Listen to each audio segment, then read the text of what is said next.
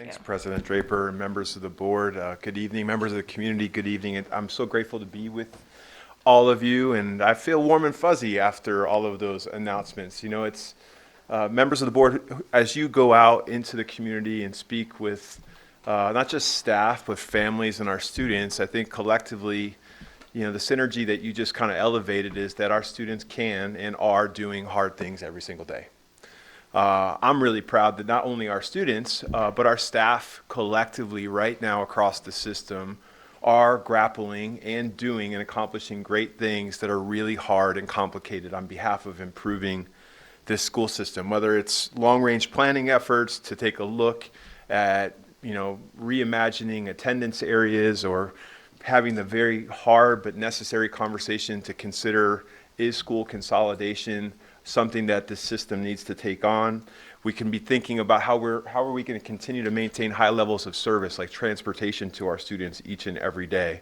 Tonight we're going to be talking about strategic plan efforts to continue to advance and be more innovative in key priority areas across the system. And we all know that we have all of our employees trying to continue along the way to advocate for the improvement of working conditions across the district as well. I'm just really grateful that we're continuing to stay focused on continuous improvement. You know, as we center ourselves as a system, all of these things are not in vain. They're in service of continuing to make sure that this district is vibrant, not just today, but well into the future, and it's very much student focused. Sharing data and sharing our stories is a huge part of that continuous improvement effort.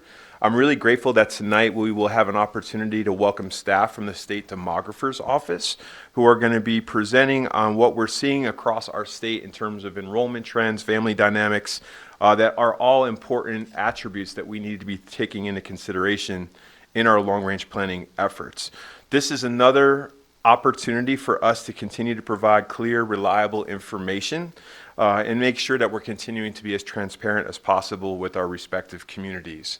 I haven't been a direct participant in our steering committee efforts, but I do want to take a point to just thank all of those committee members. I believe they've met at least 3 times up to this point. Just I think their 3rd meeting was this past week, and as they're grappling with how to look at adjusting boundaries potentially or consolidate schools, think about our educational program placement in new and innovative ways, it's a commitment above and beyond their daily life, all in service of trying to make this district healthy and to grapple with hard things. And that's just tremendous leadership.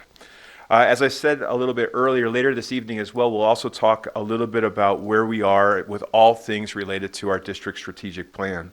I'm so proud of our collective staff's efforts to prioritize key things that are high leverage activities that put our students in a much better position post-graduation to have options.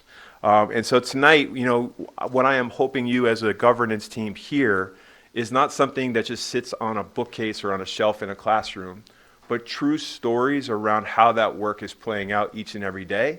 Those stories come with challenges, they come with celebrations, and as we continue to work through that, it's important to continue to update our community and all of you on our progress moving forward.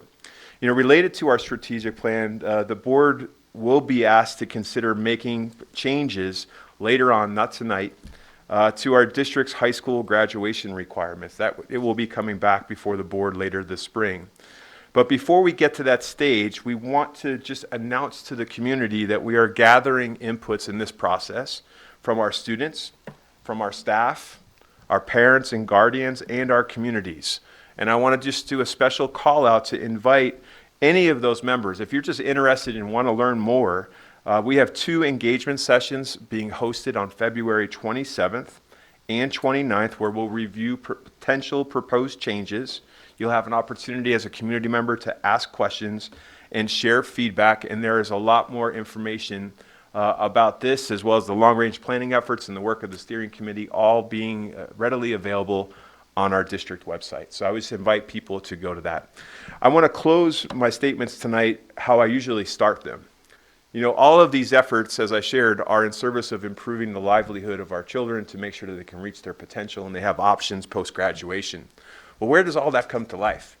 It's in our classrooms, it's in our school hallways, it's in our departments as they're grappling with hard things to try to figure out ways to improve service to schools. I had the opportunity over the past couple of weeks to visit several schools. I'm grateful that you are out there getting unsolicited hugs and having high fives and all those good things. But a couple schools and departments that I really want to celebrate. Just this past week, I had a chance to go to a naturalization ceremony hosted at Dunn Elementary School. I believe this was the 20th year, not consecutive, but the 20th year that they've offered that ceremony. They're fifth graders. It is student-led, student-oriented. The fifth graders are all participating. They were a choir, they were organizing, they were greeters. The whole thing was just put on by students, while also having the fourth grade students observe to know what that experience is like. And having an opportunity to watch 30 to 35 incredible human beings want and become a citizen of the United States was nothing short of incredible. There wasn't a dry eye in the auditorium. And I'm just really, really grateful of the representation of not just what makes this country great, but on our openness to diversity. There was 19 different languages spoken through the different people that were represented, and it just was absolutely amazing. I had a chance last week to also go to Lopez Elementary School.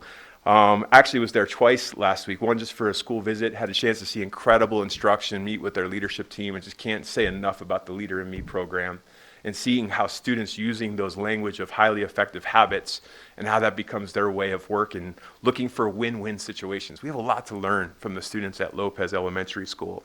But they put on a fundraising event on behalf of Respite Care, and it was just an incredible community showing to see all of these different people led by students. And the fourth grader that wouldn't allow me to eat dessert before I had my dinner, it's okay, nothing to be worried about, but I had a really, really good time.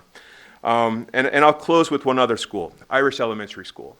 Unfortunately, as many of you might remember and know, that I was unable to attend our last board meeting in person because I was under the weather, and that meant I actually had to reschedule a school visit to Irish Elementary School. And I had a scheduled informal superintendent chat. Do you know when they wanted me to come back? On a Friday afternoon at 3 o'clock. The dedicated staff of Irish Elementary School gathered in their media center to just talk with me. I'm so humbled by that in terms of their commitment. There was bad weather. If you remember, storms came through around 4 o'clock that day. And their commitment to push my thinking around things that are not just playing out at Irish, but across the system to make my leadership be more informed by their commitment, what they see in the field, was just nothing short of tremendous and honorable. And I'm just really grateful for the level of dedication that we see from all employee groups across this great organization. So thank you for giving me a few minutes to talk about that. Thank you.